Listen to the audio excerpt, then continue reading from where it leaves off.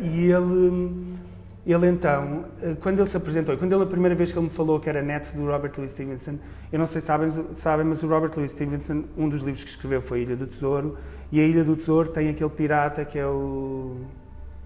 agora não me lembro do nome do pirata, John não sei o quê, não sei. Que é, na cultura popular, é a imagem do pirata como nós o conhecemos, tipo, a perna de pau, a pala no olho, o papagaio aqui, é a imagem popular do pirata, ou seja, a nossa imagem romântica que nós temos no pirata foi criada pelo Robert Louis Stevenson. Uau. A partir daí, todos os piratas em todos os livros e não sei o quê seguem são representados assim. E é curioso que quando eu conheci o Gary, que é o canibal, a primeira coisa, antes de eu perceber sequer que ele era um canibal, para mim ele era um pirata. Porque ele tinha uma perna de pau, já tinha? agora. Sim. Okay. Ele teve pólio quando era pequeno, por isso foi amputado. E tinha uma perna de pau. E ele era a figura do pirata, completamente. Não tinha a pala, a e não tinha o papagaio. Mas ele, não era a figura criada, mas curiosamente ele acabou por se tornar a representação da imagem que o próprio avô criou. E eu acho que ele não tinha muito essa noção. Mas coisas incríveis. Ele, por exemplo, ele achava que o queriam matar. Ele era muito paranoico. E achava que o queriam matar, fazia a comida toda dele, porque achavam que os indianos tinham medo dele. Os indianos, como ele era agora e não sei o quê, os indianos tinham muito medo dele. E então ele achava que havia sempre alguém que o queria matar. E ele fazia a comida dele, ele tinha ali as coisinhas todas dele. Eu estive ali um mês, ele viveu ali anos, que eu voltei lá alguns anos depois, ele ainda estava lá. Ele continuava lá. Mas ele, quando eu estava lá, ele já dizia que queria sair da Índia, queria ir para o Camboja, e no Camboja que era, e arranjar uma mulher cambodjana, e ficava lá até morrer e tal. E então, ele tinha dinheiro, porque recebia os direitos dos livros do avô, tinha dinheiro e tinha uma família, ele tinha uma filha nos Estados Unidos, enfim, eles tinham dinheiro. E então ele tinha uma conta provavelmente bem recheada, e tinha uma conta na Índia, porque ele já estava há 20 e tal anos na Índia. E tentou fechar a conta, mas o banco não deixou, porque devia ter muito dinheiro lá. Claro. Enfim, pôs-lhe muitos entraves para fechar a conta. E isto eram conversas que eu tinha com ele, porque lá está, ele a certa altura via-me um bocadinho como um filho, e eu tomava muito conta dele. Eu era a única pessoa, toda a gente tinha medo dele, e eu não tinha, mas também não era nem condescendente, nem nada, era tipo, falava com ele, ouvia muito, ele precisava de ser ouvido, eu ouvia-o muito. E então... ele um dia contou-me que tinha tentado fechar a conta, que o banco não deixava que ele fechasse a conta, então o que é que ele estava a fazer? Ele todos os dias, ele tinha uma motinha, tinha comprado uma acelera, ele todos os dias ia lá da praia onde nós estávamos, que era um bocado mais isolada, que é bem, mas era um bocado isolada, e ia até ao multibanco mais próximo, que era não sei quantos quilómetros, levantava o dinheiro. E todos os dias levantava o máximo de dinheiro e trazia o dinheiro. E todos os dias ia lá. E depois à quarta-feira ia ao mercado de Anjuna, com o dinheiro que levantava, e comprava ouro. Comprava ouro, porque era para não ter o dinheiro todo em casa. E escondia, eu juro que isto é verdade. Debaixo do colchão? Não, escondia com tape à volta da prótese. Porque era o único sítio que sabia que ninguém ia lá. E que estava sempre cheio com de ele. ouro, então. Então, tipo, a perna dele era para aí por aqui e já tinha para aí assim, isto só assim com ouro à volta. Parecia, estão a ver os coisas os coletes dos terroristas. Era uma coisa assim, mas à volta com ouro, com peças de ouro. Sério. Quer dizer, porque ele comprava peças e depois trocava as peças por uma espécie de uns lingotes, umas coisas assim, e punha lá. Era um pirata, surreal, ele era um pirata. E era uma pessoa que precisava de muita atenção, que tinha uma história de vida difícil, muito complicada, obviamente. E, aliás, se uma pessoa for procurar sobre ele na internet, a maior parte das pessoas falam mal dele. Mas eu acho que apanhei numa fase um bocadinho, por um lado, mais contemplativa. Por outro lado, eu não entrei logo a julgar. A maior parte das pessoas que eu conhecia, principalmente americanos, julgam-no muito logo. Depois há logo rumores que ele matou não sei quem nos Estados Unidos e que ele andava tipo, a seduzir estrangeiros para virem para a Índia para depois matar os estrangeiros na Índia. Enfim, histórias, depois foi tudo já... Mas havia histórias assim, e ele matou uma pessoa, ele contou-me que matou uma pessoa na Índia, em legítima defesa, diz ele e tal, mas enfim, tudo aquilo era assim uma coisa à parte. Só para terem uma noção, eu agora, quando comecei a escrever o livro novo, já não via os meus apontamentos sobre ele há bastante tempo e fui ver e fui procurar coisas na net para completar algumas coisas, queria completar a informação e entrei em contacto com o tal jornalista americano que estava a tentar tentou escrever uma biografia com ele e que ele me falou várias vezes sobre ele e então andei à procura dele e da filha, consegui falar com a filha, consegui falar com ele. Conseguiste falar com a filha dele? Consegui falar com a filha e consegui falar com esse americano e eu é que queria sacar alguma informação dele. A primeira informação que eu queria sacar era se ele ainda estava vivo, porque eu via na internet que vários relatos que supostamente ele teria morrido. Basicamente eu queria saber se ele tinha morrido ou não. E consegui falar com esse que é o Michael e entrei em contato com ele. Aliás, não é muito difícil de encontrar, porque ele é um jornalista super respeitado, esteve no Afeganistão, Iraque, não sei o quê, tipo 500 mil seguidores na página, tipo aquelas coisas. E eu entrei em contato com ele naquela lá, eu sou tipo um português que eu estive a viver um mês com o Gary Stevenson, sei que estiveste a tentar escrever uma biografia dele, não sei quem é, e ele entra logo em contato comigo a dizer, dá-me o teu número de telefone que eu ligo. Ou seja, tu foste à procura de informação não, esquece, e quem olha, quis eu informação estava com a Marta durante... das Boleias da Marta, ela estava em minha casa nesse dia, em que esse Michael Young telefona-me e tivemos mais de 1 hora ao telefone, eu desliguei a Marta assim, bem, quem é que queria sacar informações de quem? Porque o Michael ligou-me a dizer assim, todas as pessoas que eu entrevistei até agora tiveram no máximo 2 ou 3 dias com ele. Eu próprio tive para aí 7 dias ou 8 dias com ele. Nunca conheci alguém que tivesse estado 1 mês com ele. Por isso, e acabámos por estar ali a trocar uma série de informações. E eu, a certa altura, estava-lhe a dizer assim, pois, porque o Gary disse-me que depois vocês chatearam-se e não sei o que. E ele, chatearam-se? Ele tentou matar-me. Eu, está bem. Ainda bem que eu não cheguei a esse ponto, não é? Mas, enfim. Okay. Mas lá está, porque eu estava sempre ali naquela, só ouvia. Enfim, foi uma experiência muito gira. Se calhar também não interferias muito, não é? Não interferia nada, porque eu estava um bocado naquele deslumbre do viajante curioso, estás a ver? Para mim aquilo era uma viagem, era um personagem, e eu via muito como um personagem. Claro que nas primeiras 2 noites tranquei a porta do quarto, sei lá, tipo... Mas, mas rapidamente percebi que não era nada disso. E foi, enfim, foi uma experiência. E eu sabia, isso foi em 2007, eu sabia que um dia ia escrever um livro sobre ele, ou em que ele fosse o personagem principal, ou alguma coisa.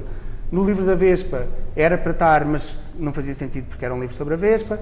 No segundo livro, este era um livro, um best-of, e ele ia estar, mas de repente era a primeira e a última, e eu pensei, olha, vou deixá-lo para o terceiro, porque assim tenho alguém com power para o terceiro. E tenho outras pessoas também, mas ele, há um capítulo só sobre ele? Há um capítulo só sobre o tempo que eu passei lá, sim. Muito e sobre a minha interação com ele. Muito bem, belas histórias. Histórias não faltam.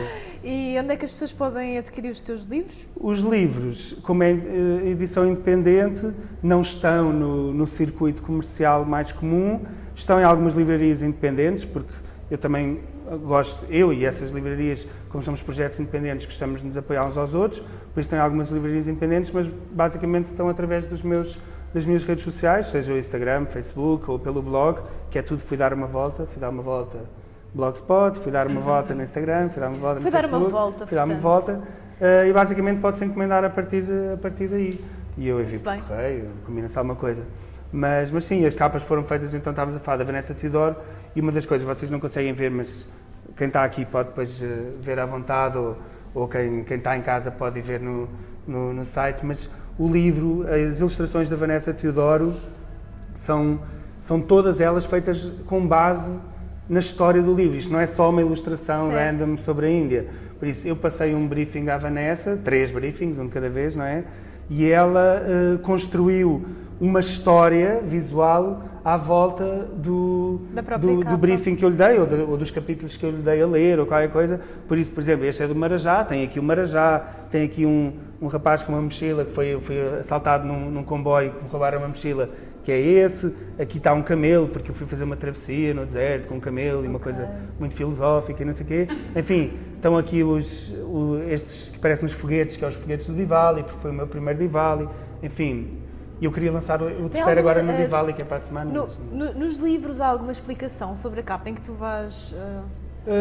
Não, curiosamente não há uma explicação mesmo da capa, mas eu sei, por experiência, que vai lendo o livro, exatamente, vai por algum feedback que eu já recebi, eu sei que há pessoas que que leem o livro e depois vão ver a capa, ou enquanto estão a ler o livro, vão vendo a capa para ver onde é que está esse e aquele personagem. Leitura, não é? Exatamente. Do livro e já agora, que falas nisso, por exemplo, o próprio marcador do livro, e isto é uma das vantagens de ter a liberdade criativa, não ser constrangido pela editora, eu decidi que o marcador do livro ia ser o mapa, por isso o mapa, em vez de estar no livro e andarmos sempre para a frente e para trás à procura, o próprio marcador tem o mapa e vai mostrando onde é que nós estamos, porque nem toda a gente sabe, e às vezes estou a falar de sítios que não estão muito bem no circuito mais conhecido das pessoas. Claro. Por isso, enquanto a pessoa está a ler o livro, situa-se no mapa, sabe onde é que está no mapa. E, enfim, pronto. Muito bem, olha, muito obrigada por esta conversa. Obrigado pela oportunidade. Gostei muito. Queria perceber se alguém tem perguntas para fazer, é agora ou nunca. Pode fazer todas as perguntas. Exato, vamos que entrar quiseres. em lockdown outra vez, não é? Sim, portanto, se alguém tiver alguma questão para o Jorge. Qual é que foi o primeiro sítio da ilha? Foi Bombaim. A primeira vez aterrei em Bombaim. Exatamente. Aterrei em Bombaim porque Bombaim já fazia parte do meu imaginário. Eu lia muito e ainda leio, é o meu autor preferido, o Salman Rushdie, e o Salman Rushdie é de Bombaim, apesar de viver fora por causa das situações estranhas da vida dele, e ele escreveu muito sobre Bombaim. E eu, curiosamente, quando fui a Bombaim, eu tinha aquela... Eu combinei com uns amigos meus, eu estava a voar da Turquia, da Grécia, e eles estavam a vir de Portugal e nós combinámos chegar lá ao mesmo tempo, porque eu estava com algum medo da Índia, logo, a primeira vez e tal, estar lá sozinho. Mas, curiosamente, cheguei 24 horas antes deles, foi uma confusão. E, então, o que é que aconteceu? Eu cheguei à Índia, a minha expectativa de Bombaim já era uma expectativa diferente deles. Eles queriam ir ver o museu não sei quê, ou o Gateway of India, ou qualquer coisa. Eu queria ir ver a Marine Drive, que é tipo uma avenida, porque estava muito presente nos livros de Salman Rushdie. Por isso eu tinha essa coisa de Bombaim e já queria ir a Bombaim. E, curiosamente, Bombaim para mim hoje é tipo segunda casa. E voltei muitas vezes, principalmente as primeiras vezes que fui à Índia, começava sempre em Bombaim. Depois, mais tarde, é que comecei a experimentar entrar por outros sítios, mas sim. Era para ter uma noção. Exato, sim. E Bombaim é um mundo, é uma cidade que é um mundo autêntico. Exatamente. A primeira vez que eu fui tinha para aí 16 milhões, a segunda vez tinha para aí 17 ou 18, não é? Aquilo foi sempre aumentando. É incrível. E é um mundo, é difícil dizer que reúne tudo o que está na Índia, porque não reúne, e a Índia é assim uma manta de retalhos, são muitas Índias. Aliás, uma ideia muito errada que as pessoas normalmente têm em termos de expectativa é achar que a Índia é uma experiência, não é? Ou outra coisa que, por exemplo, às vezes as pessoas Goa não é bem a Índia, Goa não é a Índia. Não, Goa é uma Índia. Como Bombaim é uma Índia, o Kerala é outra Índia, os Himalaias é outra, o deserto, o Rajastão é outra Índia, o Caxemir é outra. Há muitas Índias dentro do próprio país. Aquilo é um subcontinente. E Bombaim é muito engraçado porque é uma mistura de referências, desde as referências portuguesas, a inglesas, a Bollywood, à parte mais tecnológica, enfim, porque tem a parte muito tecnológica, que depois também há outras referências na Índia até mais fortes nesse aspecto, mas Bombaim tem isso. E Bombaim é um grande contraste, é quase um micro-universo, é muito giro. O que é que ainda te falta explorar na Índia? Muitos sítios e muitos tempos. Ou seja, por exemplo, eu já fui a Varanasi várias vezes e eu sei que eu quero ir a Varanasi no Diwali, por exemplo. Por isso, não é só uma questão de sítios, é uma questão de tempos. E, por exemplo, não fui ao Caxemir. Para mim, os dois cantinhos aqui, ou seja, o Caxemir, Ladakh, essa parte, ainda não fui, já tive para ir, mas não fui. E depois o outro lado, que são as Seven Sisters, que é ali por trás do Bangladesh, que é aquela parte até mais também fora do baralho. Também não fui ainda e quero muito. De resto, está bem explorado, mas há sempre, aquilo é tão grande, há sempre muitos sítios, mas há várias coisas que é fazer, sem dúvida. E tenho uma ideia, este ano fiz aqui em Portugal, uma caminhada na costa portuguesa, até Sagres, e saí daqui, fui de comboio até Setúbal e depois fui a pé pela costa. E foi no desconfinamento, foi em junho. Quase Olha. Sim, este ano até houve imensa gente a fazer ou isso, ou Jerez, ou agora aos Açores em setembro, tipo a seguir ao verão muita gente dos Açores, porque realmente nós tivemos de nos virar para dentro, não é? E eu fiz essa viagem agora com parte da viagem, fiz com um amigo meu, com quem eu já estive na Índia, com quem eu já viajei bastante, que nós fomos, portanto nós saímos daqui e fomos a primeira parte até Sines, ou até quase Porto Covo, fomos mais por estrada e por caminhos. E depois, a partir de Porto Covo, fomos pelo Trilho dos Pescadores, que é mais areia. Mas aí já fui eu, porque esse meu amigo é amputado e por isso, como tem prótese, tem muitas dificuldades a fazer parte da areia. Mas ele, mesmo assim, fez a outra parte toda, metade da costa, fez comigo. E nós já viajámos os dois muito na Índia, até antes ainda dele ter esse acidente, antes de ter a prótese. E viajámos bastante na Índia e tal, né? E foi curioso, porque agora, durante esta caminhada, chegámos à conclusão que estávamos ali a fazer um ensaio para outras aventuras. E posso dizer aqui, já em primeira mão, que nós está aqui, um dia, vamos fazer uma caminhada na Índia. Uau. Exatamente, não digo que estamos seja a Índia toda, mas sim.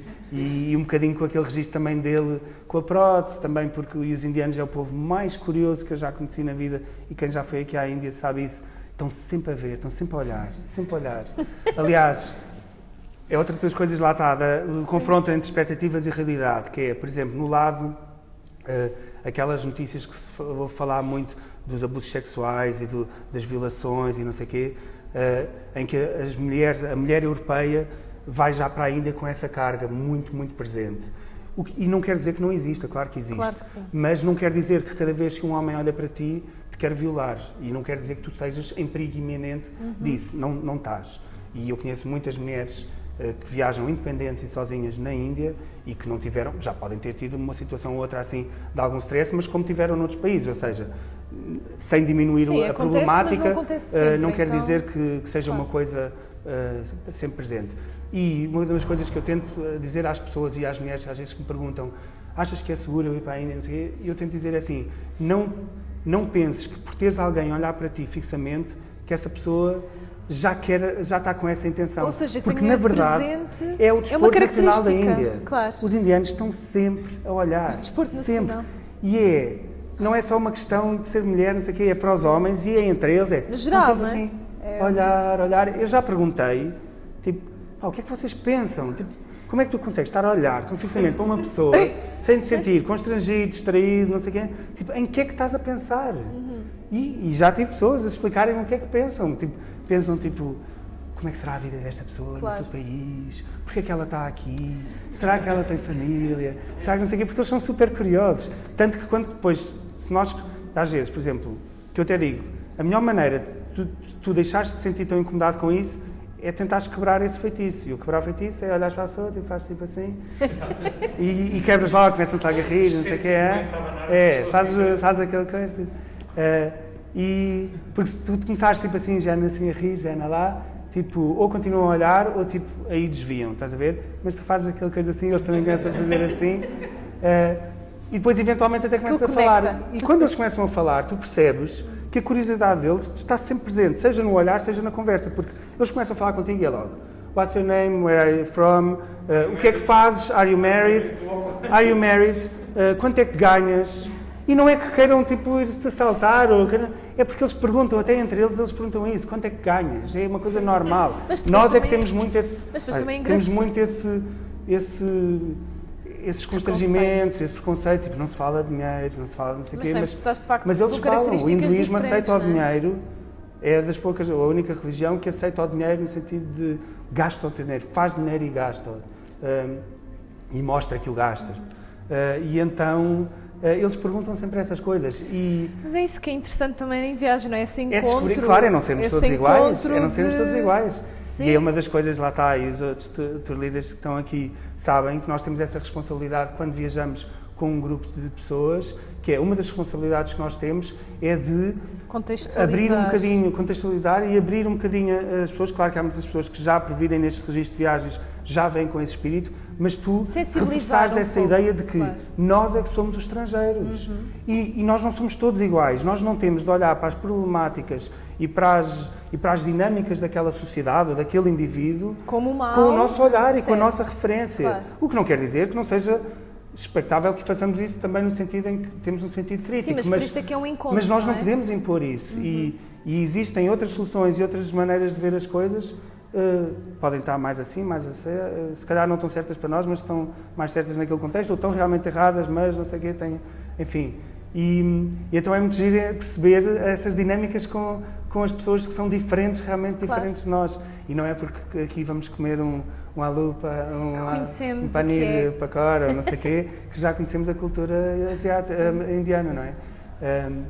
E lá está, essas conversas. Eu lembro, uma vez tive uns amigos meus que eram primos, um rapaz e uma rapariga, mas que eram primos e que até vinham ter comigo. Olha, eu estava com o canibal e eles iam para Delhi e disseram, não sei o que, vem ter connosco a Delhi. E eu disse, olha, não vou a Delhi por 2 razões. Vêm vocês de Delhi ter a Goa e assim eu não estou a fazer, já a filtrar a vossa experiência. Tipo, nos primeiros dias vocês estão sozinhos e têm o choque que vocês têm de ter. E depois vêm ter comigo, porque senão eu vou filtrar e vou tipo dizer-vos, não, isto é normal, não, isto não sei o quê, não é? E assim tem o vosso choque. E 2, porque eu preciso que alguém conheça este personagem, senão eu próprio vou achar que isto foi uma alucinação que eu tive durante um mês. Por isso eu preciso que alguém conheça o Gary. E foi muito chique, depois eles vieram ter comigo e tiveram alguns dias também lá com o Gary e pronto, e privaram com ele e tudo, e por isso conheceram-no e sei que não foi uma coisa que correu tudo bem. Mas então foi giro, porque quando eles estavam a vir de coisa, de Delhi, eles vinham de comboio e eu disse-lhes uma coisa, olha, é assim, as pessoas vão-vos perguntar imensas coisas e vai ser muito estranho para elas que vocês estejam a viajar os dois, um com o outro, homem e mulher. E se vocês disserem que vão ser primos, ninguém vai compreender isso. Por isso, digam que são casados. E eu até disse, e há pessoas que fazem uma coisa que é, arranjam uma aliança falsa. Como? Aí já estavas a filtrar a situação. Aí já estava completamente a filtrar a situação, sim, isso é inevitável. Mas é verdade. E eles estavam, ou porque eles tiveram alguma situação em que já apontou para isso e eu fiz esse filtro, mas é verdade. E eu disse, olha, arranjem umas alianças, porque as pessoas não compreendem, começam logo, mas onde é que está o marido dela? Não, ela é solteira. Então onde é que está o pai? Onde é que estão os irmãos? Porquê é que ela está aqui? Não sei quem é. E então eu disse, olha, arranjem uma aliança e digam que são casados. E então foi muito agir, porque eles tinham tido a primeira coisa que era, não sei o quê, mas são primos, mas são solteiros, e onde é que está o homem dela, ou tipo o marido, ou o pai, ou não sei o quê. E eles foram seguir e disse, olha, toda a gente vos vai perguntar isso, arranjem as alianças. E eles apanharam um comboio, não sei se foi para Bombaim ou se foi para um sítio qualquer, apanharam e depois mandaram uma mensagem a dizer, não estás a ver bem. A quantidade de perguntas. Então, quando eeles chegaram já vinham com a história toda, então os primeiros que lhes perguntaram foi, então, não sei o quê, mas são casados? Nós, sim, somos casados. Que giro, são casados. São casados há quanto tempo? Somos casados há 3 anos. E têm filhos? Não temos. Mas porquê? Está tudo bem, não sei o que é. E então acho que a segunda vez que alguém lhes perguntou, então, e são casados? Somos. Há quanto tempo? Há uns meses, isto é a nossa lua de mel. Porque depois uma pessoa lá estava começando a perceber. E eles são mesmo assim, eles não só são curiosos, como ficam logo preocupados. Eu estou a viajar sozinho. Aliás, por exemplo, ainda esta semana estava a escrever sobre essa experiência no livro novo. Uma experiência que eu tive, estava num museu, estava sozinho, estava num museu e de repente comecei a reparar que tinha sempre 2 indianos ao meu lado. Sempre ao meu lado. E eu estava um bocado paranoico, porque tinham acontecido umas coisas de manhã, estava um bocado paranoico e eu assim, já me estão aqui a perseguir ou qualquer coisa assim. E eu estava sempre, e de repente eles, sempre ali atrás, eu a certa altura olhei para eles, está tudo bem, não sei o que. Onde é que estás? Está, e começaram assim todos preocupados, estás sozinho? Eu, estou. Eles, não, mas está tudo bem? Eu, está tudo bem, mas estás triste? Eu, não, estou sozinho. Eles, mas se quiseres nós fazemos a volta contigo. Eu, não é preciso, não sei o que, eu estou bem, eu estou a viajar sozinho, I'm a traveler, Eles continuaram assim ao meu lado e eu a certa altura, ok, está bem, se quiserem, vem. E depois, lá está, isso depois foi o princípio de uma grande aventura, porque claro que depois convidaram-me para ir almoçar e depois do almoço conheci outros amigos deles e depois não sei o quê, e de repente conheci um personagem incrível, que era um príncipe do Rajastão, que era hiperativo e que era completamente louco, e, enfim, pronto. E isso são sequências que acontecem porque tu também te deixas ir e lá está, e não ficas intimidade só porque... E não quer dizer que não te sintas às vezes intimidade, claro. Eu também... Sim, mas ultrapassas, não é? Ultrapassas essa barreira da diferença. Sim, exatamente. Muito bem, mais perguntas? Uma pergunta e mais um comentário. Essa curiosidade que eles têm em relação a nós, a mim deixou muito confortável porque nós chegamos lá também muito curiosos em relação a eles. Portanto, achei tudo muito confortável. Porque a dinâmica de troca. Eu quero saber deles, eles querem saber de mim. E eles não têm problemas em que nós queiramos saber. É verdade. Por exemplo, em alguns países muçulmanos em que eles resguardam muito o privado, não é? Tanto que há aquela expressão do harém e do não sei o quê, a palavra harém quer dizer privado. Por exemplo, os muçulmanos convidam-nos muito para a casa deles, mas não passamos da sala. Estamos na sala, que é a coisa social, e há determinadas interações, mas há sempre uma barreira. Muro para determinadas coisas, ou para determinadas... E na Índia não há praticamente isso. Aliás, no limite, convida-nos para ir almoçar e depois convida-nos para ficar lá a dormir e se calhar até dormimos todos na mesma cama, porque é normal dormirem todos na mesma cama ou no chão, todos lá, tipo não sei o quê, porque é assim, porque eles também têm isso. Aliás, é uma das grandes problemáticas da Índia, mas que eu acho que depois está na base da personalidade deles e da psique deles, é que a ideia de indivíduo e a ideia de privacidade ou de espaço privado é completamente diferente da nossa, porque eles estão sempre em multidão, estão sempre em conjunto, eles nunca estão sozinhos, e daí a preocupação em eu estar sozinho, porque eles não... A maior parte dos indianos nunca esteve sozinho, nunca esteve, até dentro de casa, muitos indianos nunca estiveram sozinhos. E, por exemplo, se calhar estão a tomar banho de cuecas na rua, que para nós é, olha lá, está de cuecas na rua, mas se calhar ele nunca esteve sozinho todo nu. Num quarto. Exatamente, ele se calhar nunca esteve todo nu assim, nunca se viu todo nu. E por isso, a própria ideia de indivíduo, de espaço privado, de privacidade, é logo completamente diferente. Por isso, quando eles olham para nós, ou quando eles estão na fila colados a nós, tipo, mas quando colados é tipo de nós já estarmos... Sabe, uma vez estava em Goa, estávamos numa fila para ver o São Francisco Xavier, eu estava uma amiga minha que já estava debaixo da sombra do sari da senhora que estava atrás dela assim. E a senhora estava assim e ela já estava debaixo da sombra do sari. Ou seja, o próprio contacto físico barreira, e tudo, não há essa barreira logo completamente diferente. E se tu disseres, sei lá, se eu digo a um amigo meu indiano, bem, estive numa praia espetacular, deserta, não havia ninguém, a 5 km para cada lado, estava ali sozinho. Fico horrorizado. A primeira pergunta é logo, e não tiveste medo? Logo. Pois. Porque para eles é tipo, se calhar, estás ali sozinho, pode acontecer alguma coisa. Mas o quê? Pode acontecer o quê? Não sei, pode acontecer alguma coisa. Tipo. Sim, porque não é natural, não é? Não é para eles, não é natural. E então essa curiosidade e essa reciprocidade, porque eles vão ter curiosidade em nós e acham normalíssimo nós termos curiosidade com eles. Aliás, estranho é se nós não fizermos pergunta nenhuma também. Isso é. Enfim. Mais alguma questão? Posso perguntar, como é que é para ti viajar sabendo que vais escrever ou se calhar, às vezes tu não sabes, não é? Pois, é um bocado isso, é porque depende um bocadinho do objetivo. Se eu vou para escrever, mas dificilmente vou fazer aquela viagem para escrever sobre, ou seja, não vou provocar isso. O que não quer dizer que depois durante a viagem não me aperceba disso. A viagem da Vespa ou a viagem a viagem da Vespa percebi-me lá, logo no princípio, quando estava com o mapa, com o Luís, a ver por onde é que vamos, e eu disse-lhe, olha, eu não vou nada escrever sobre as outras viagens, tipo, eu acho que vou escrever sobre esta viagem, que esta viagem vai ter pano para mangas, se nos primeiros dias, não é? E por isso depois uma pessoa acaba por ter um bocadinho essa perspectiva e eu acho que me dá algum ânimo extra, porque tu queres ainda mais do que... Já não é só natural. Se calhar se eu não estiver a escrever sobre aquela viagem, há dias que eu estou na minha e não quero saber de nada. E se eu sei que estou a escrever sobre aquela viagem, estou não só a provocar quase, às vezes, algumas coisas, ou estou muito mais aberto ainda do que estaria, ou, por exemplo, trabalho muito mais os assuntos. Ou seja, se eu tive uma determinada conversa, ou se tive um determinado encontro, portanto, um contacto com determinado pormenor, seja uma coisa cultural, histórica, whatever, em que eu não estou a escrever sobre isso, se calhar tirei umas notas e um dia destes leio um bocadinho melhor sobre isso ou qualquer coisa. Ou até no momento, mas não com aquela... Se eu sei que estou a escrever sobre isso... Se eu sei que estou a escrever sobre isso, não tenho as dúvidas que eu chego a casa e vou investigar, ler e tal, ir mais a fundo para perceber onde é que aquilo também encaixa, onde é que aquilo faz sentido, como é que aquilo pode enriquecer a minha viagem. Por isso, sim, o saber que estou a escrever... Escreve no momento também, às vezes? Sim, eu escrevo sempre. Eu estou sempre a tirar notas, mesmo que não esteja a escrever um livro, tiro notas no telefone ou chego e escrevo... É assim, em todas as viagens que eu faço eu começo a escrever um diário, mas nunca acabo.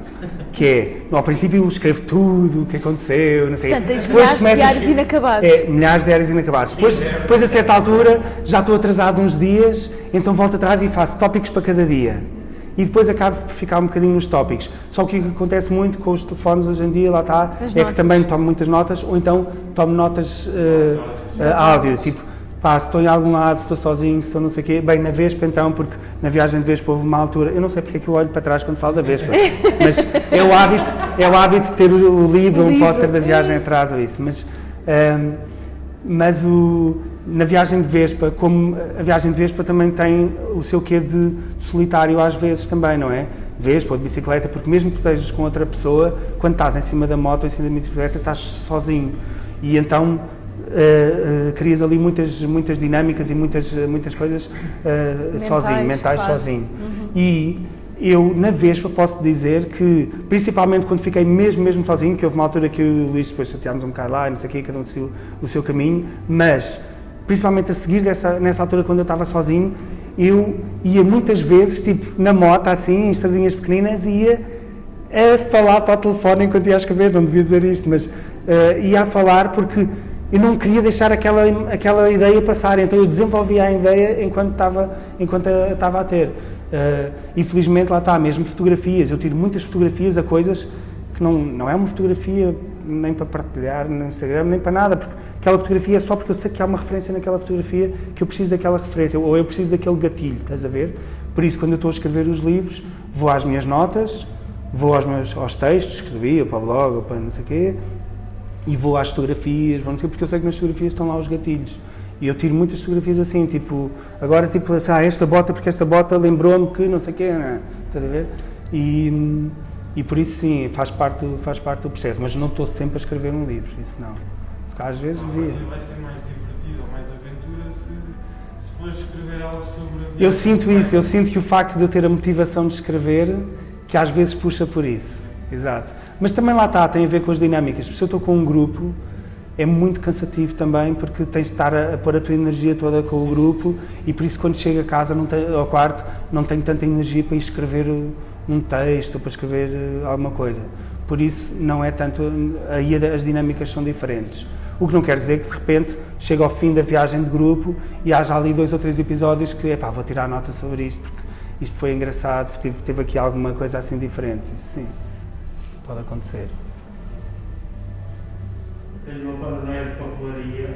A minha curiosidade é: suporte de papel é molesquino, de avanço à bala, é tinta permanente, é lápis, Então, é mais que, não só é legítimo, como é bom podermos falar das coisas também assim, com outros olhos, e isso é que é rico, é todos termos olhos diferentes. Eu compro molesquino há 15 anos, é o meu fiel. Hoje em dia tenho a agenda, mas eu antes tinha a agenda, tinha aquele caderninho do Hemingway, tinha não sei o quê. Por isso fazia muito aí. Hoje em dia faço muito aí, mas como tenho o suporte digital que é muito imediato, o telefone, não é? Imediato porque não tenho de levar o caderno comigo, não tenho de levar, então uso muito o telefone. Mas sim, mas uso muito o Moleskine, nem que seja porque uso como agenda e tenho sempre as agendas. E é uma boa referência depois para o livro. Eu posso dizer que eu agora a escrever o livro, eu tenho vários Moleskines à minha volta, todos abertos em dias diferentes. E post-its, vais metendo... Post-its, bilhetes, rótulos de coisas, sei lá, panfletos, está tudo lá metido. Os meus Moleskines começam o ano assim, não é? E acabam tipo circulares, quase. Tipo mesmo. E é uma das razões que eu compro Moleskine e não compro isto. Agora parece estou aqui a fazer publicidade, mas que eu compro Moleskine e não os outros, é porque o Moleskine, eu já comprei outros há muito tempo, e, por exemplo, o elástico nunca durava o ano todo. E o único elástico que dura o ano todo é o da Moleskine. o elástico, pronto, de segurar o caderno, porque a certa altura tu tens de segurar o caderno, não é? Mas sim, por isso tomo notas aí. Curiosamente, houve uma vez uma pessoa que até falámos há bocadinho sobre ela, que é a Maria José, que é uma pessoa incrível, uma viajante espetacular, que já fez muitas viagens comigo, e que uma vez ela ofereceu-me um Moleskine liso e uma Rotring, que era para eu começar a fazer uns rabiscos, que ela dizia: Jorge, tens um olhar tão interessante, não sei o quê, tenta pôr esse olhar em desenhos e tal, não é? E eu andei para aí durante 1 ano e tal, ou 2 anos, com aquele Moleskine comigo e que nunca o abri.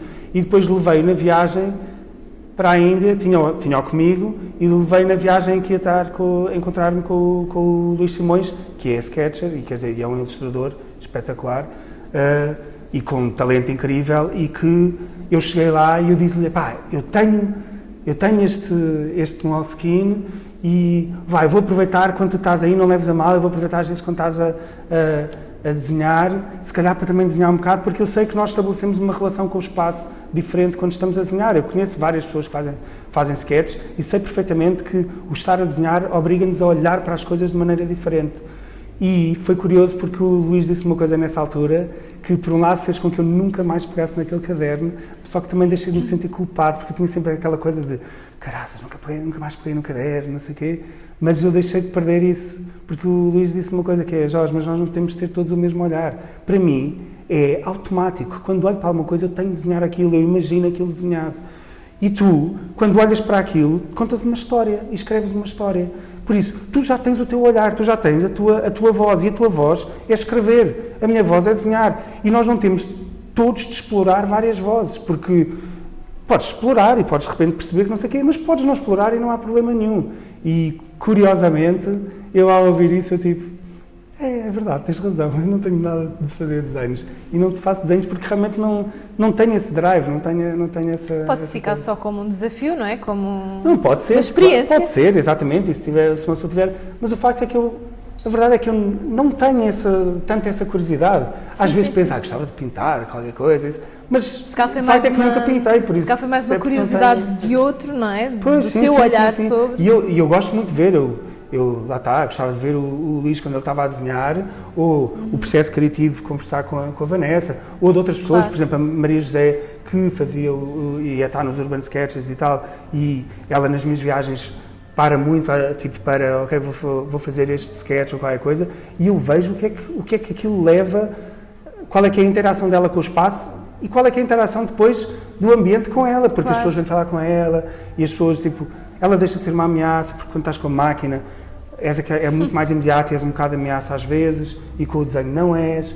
Por isso, eu reconheço isso, mas realmente não é a minha voz. Não é a tua? Não, exatamente.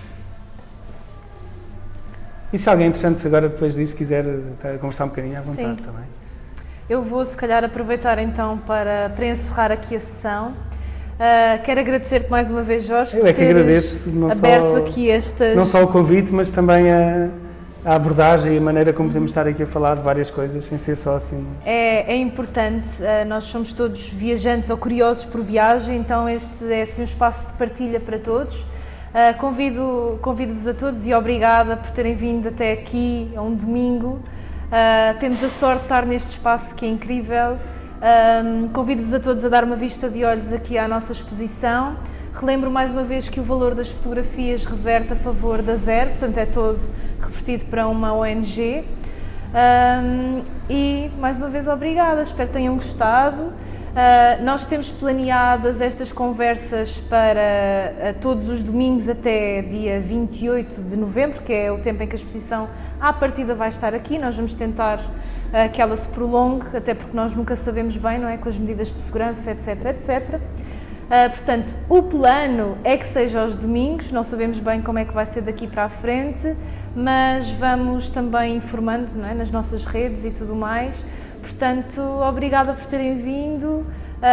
Se tiverem gostado e se quiserem participar nas próximas, fiquem atentos também. E estas conversas estão a ser gravadas, portanto vão ficar disponíveis no nosso canal de YouTube, da Papa Léguas. E é isso. Muito obrigada a todos. Obrigada. Obrigado. Foi muito bom. parar aqui.